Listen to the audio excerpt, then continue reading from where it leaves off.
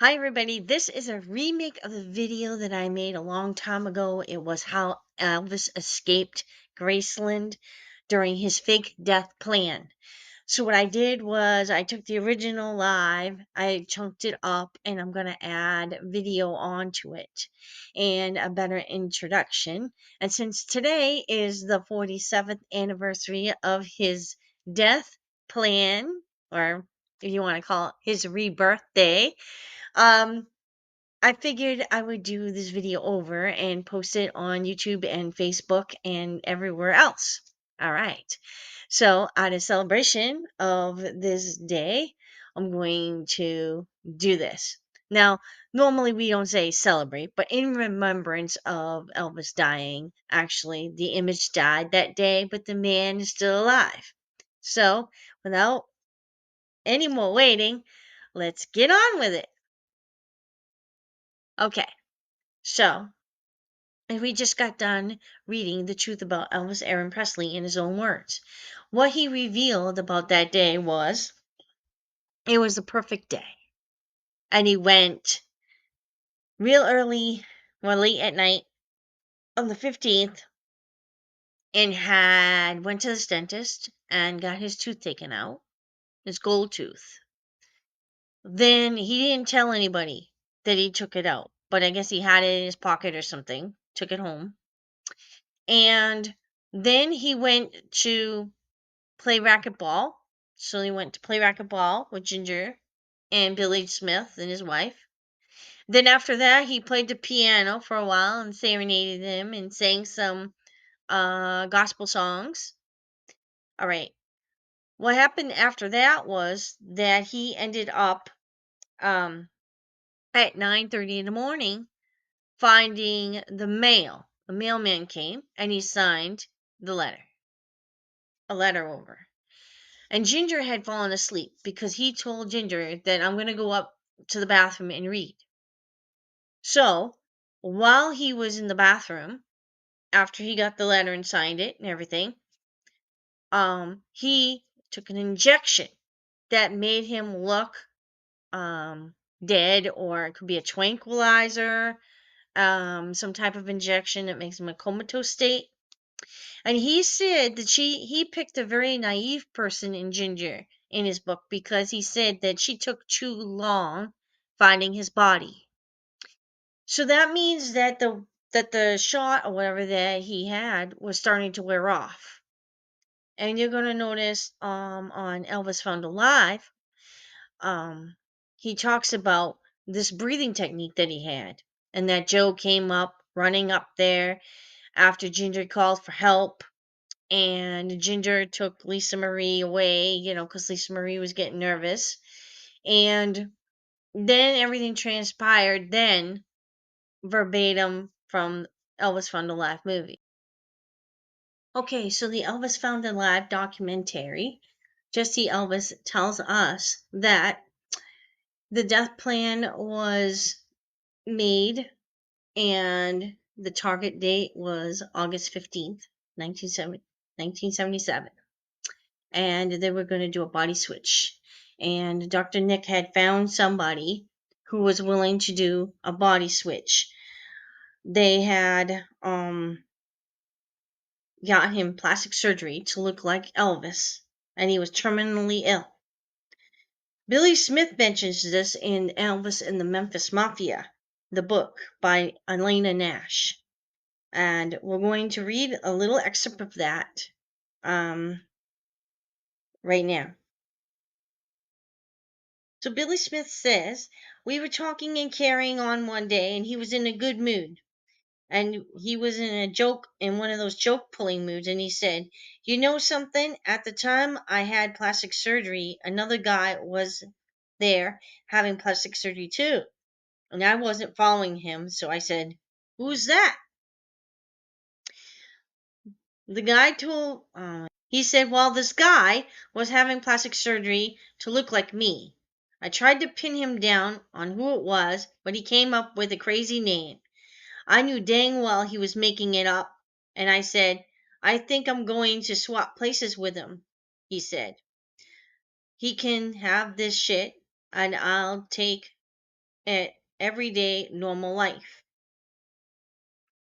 And then Billy says, "Well, I knew better right there to give it away." But anyway, a minute later he said, "It could be done. They can do wonders with plastic surgery now. They could make him look just like me." And I said, "Elvis, where would you go? There would be two Elvis Presleys. People would think you were traveling, the most travelingest person ever was." And Elvis said, "Oh, I'd get secluded somewhere. They wouldn't know where I was." A few days later, Elvis had somebody call me in the wee hours in the morning. The guy told me he was terminally ill, and for the right amount of money he was going to swap places with Elvis. And I asked where he was from, and he said, "Up north." "And why would you want to do this? You got a family?" He said, "Yeah, I've got a family. I do it to get money for them." I didn't believe any of it. So I let me ask you this. How is Elvis going to get away from here? He said, "Oh, he's he's met this woman he has.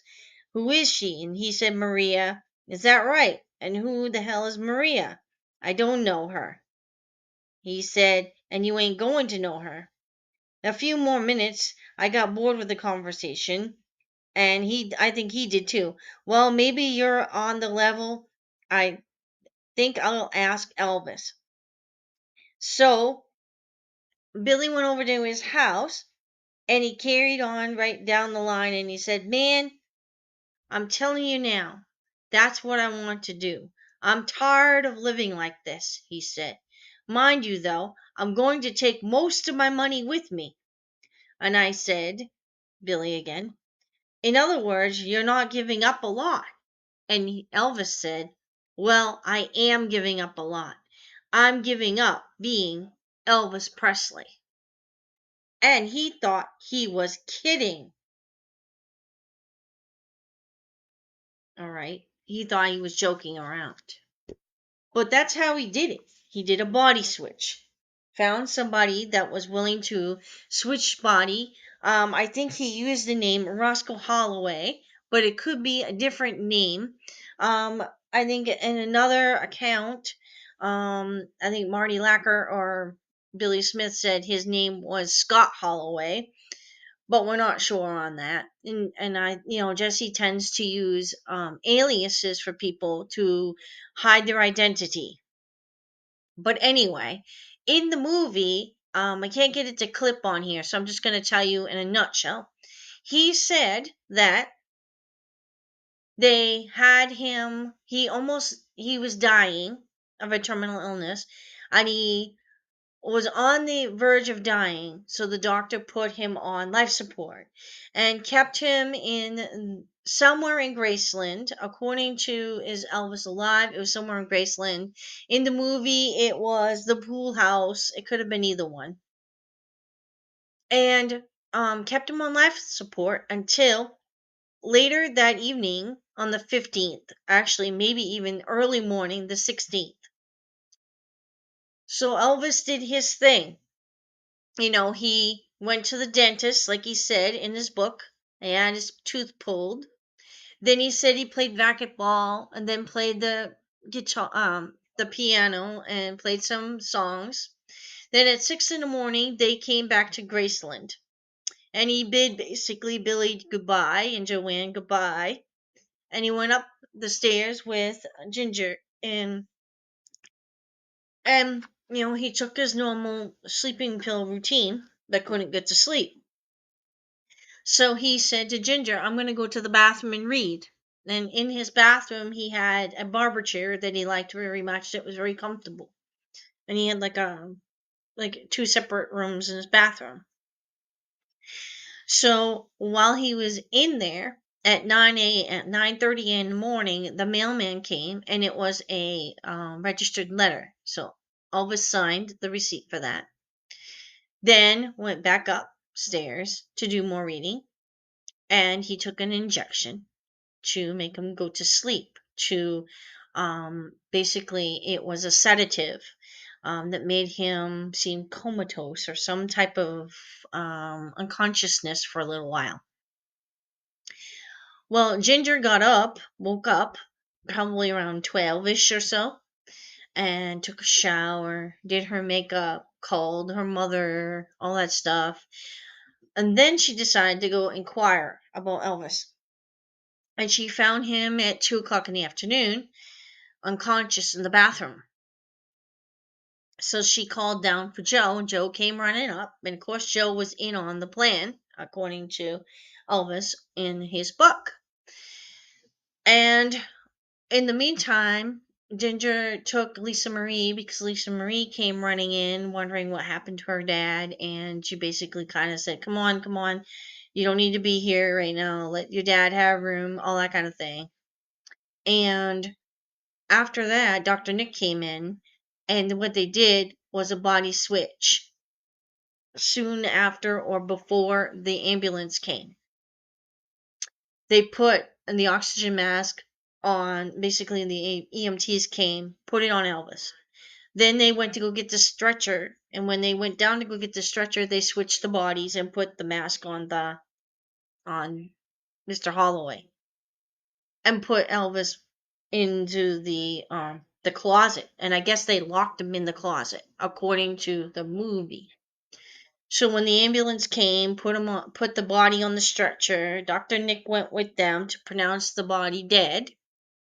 Elvis busted out of the bathroom, climbed up out of the window, up onto the roof, and you could hear the helicopters swarming, he said, but they couldn't come anywhere near Graceland because there was too many people and too much media. They didn't want to bring any attention.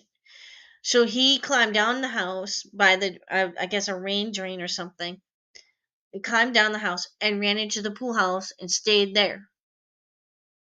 Now, I'm not quite sure how he got out of the pool house and how he ended up going, but he ended up going to Buenos Aires eventually, and Hawaii and a couple other places. So that is one account. The other account that they have is somebody had said on the Presley arrangement, and I think this is in the Elvis Files or Is Elvis Alive, that he was spotted going into a government DEA helicopter, and somebody who was there ran and saw him get on the helicopter, called out his name, and took 2 pictures. And then, of course, the guys that were there hunted him down, and his wife kept one and sold the other ones to the guys. So, Presley arrangement says that he left in the government helicopter the day he staged his death.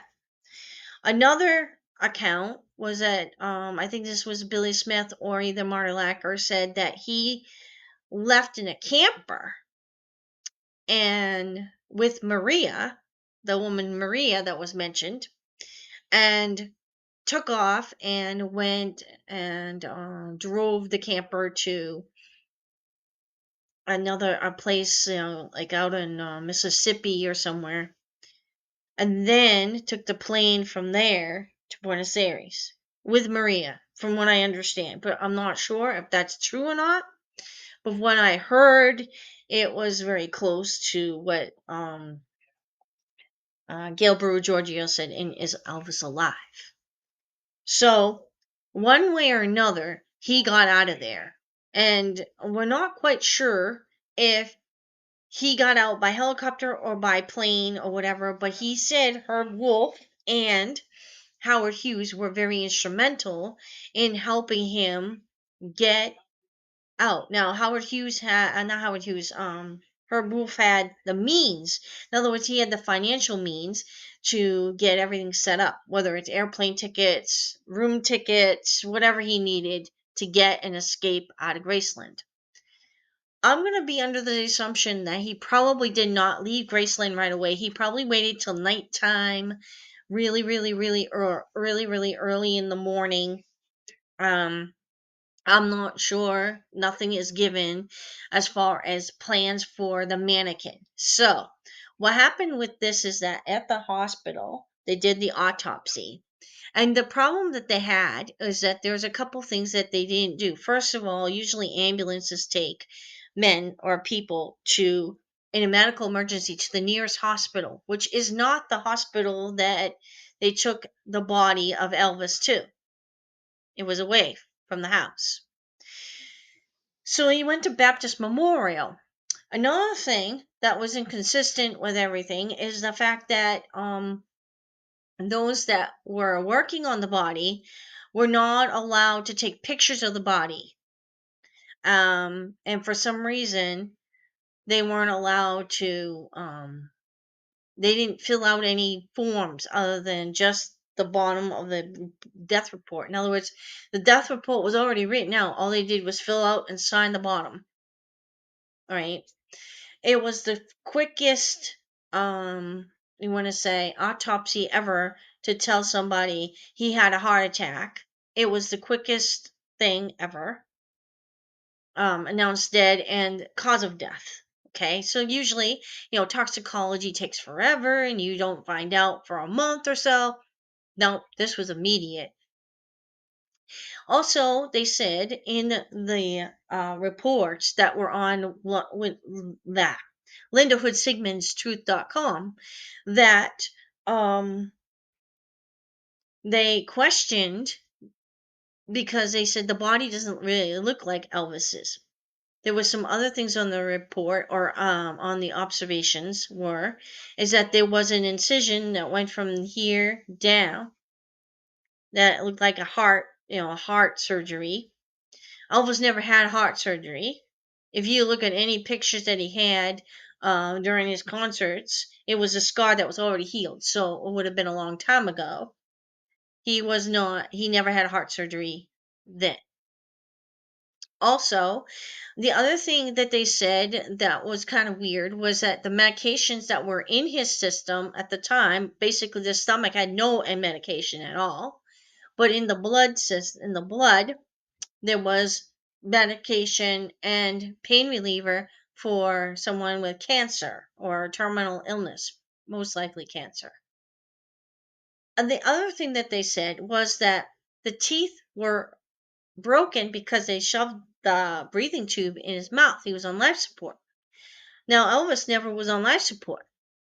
So they were questioning this, but of course, because of confidentiality and everything, that was all hush hush and pushed under the table. And there really wasn't much, according to Gail Brewer Giorgio, much of a police investigation or anything else regarding his death. And they didn't find medications anywhere else either. They didn't question where did these medications go that he supposedly had in his system. Okay. So now you figured out, and that's the story that runs.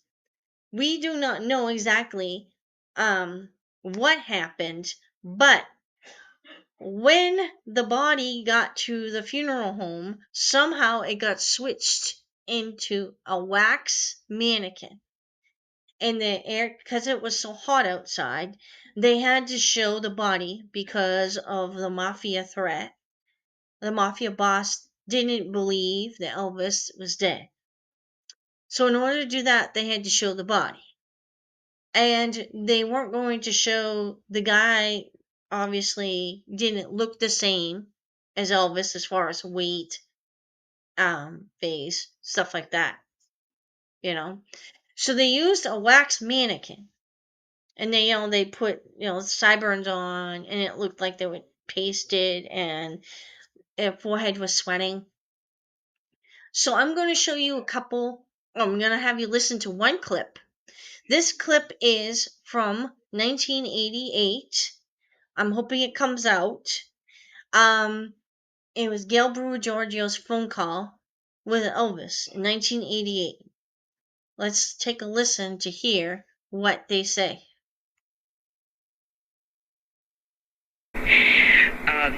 People have asked if it was a wax dummy in the coffin, and I laughingly say, well, there was a wick at the top of the head.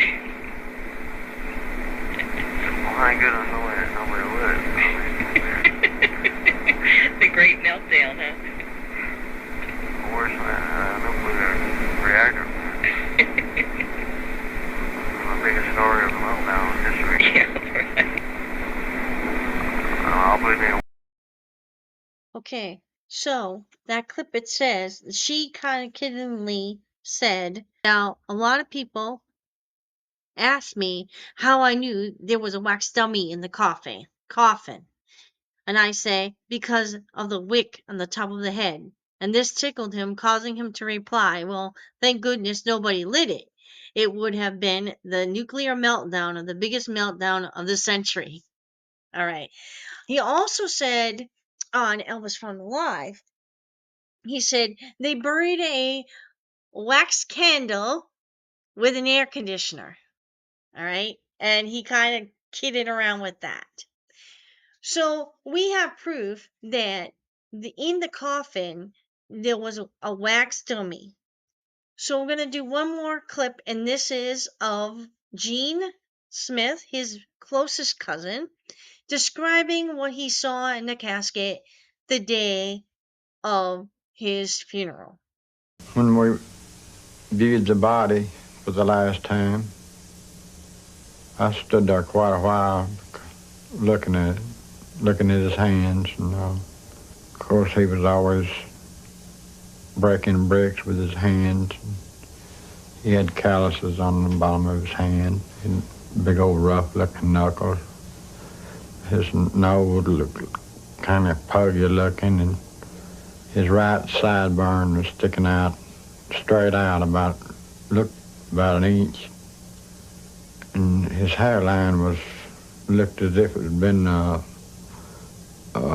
hairpiece, something glued on somewhere. It just didn't look right. And his hands was just as smooth as a newborn's baby's behind, you know. And it seemed like it was sweating around his hairline. It could have been sweat, it could have been glue, I don't know. But I just didn't believe it was him. And the thing about his hands were that Elvis was a karate master, and he used to do a lot of karate, and his hands would be all chopped, like, messed up and ripped up with, from breaking bricks and stuff like that. So for his hands to be nice and smooth in the casket, there would have been a big question. I would have questioned also the look of his hands, the length of his hands, stuff like that. I never saw the inside of what his body looked like inside the casket. All I saw was the profile. But to me, the profile looked like a younger Elvis, and a pudgy nose. It didn't really look like him. And that's what everybody said. When they walked by the casket, it said it did not look like him.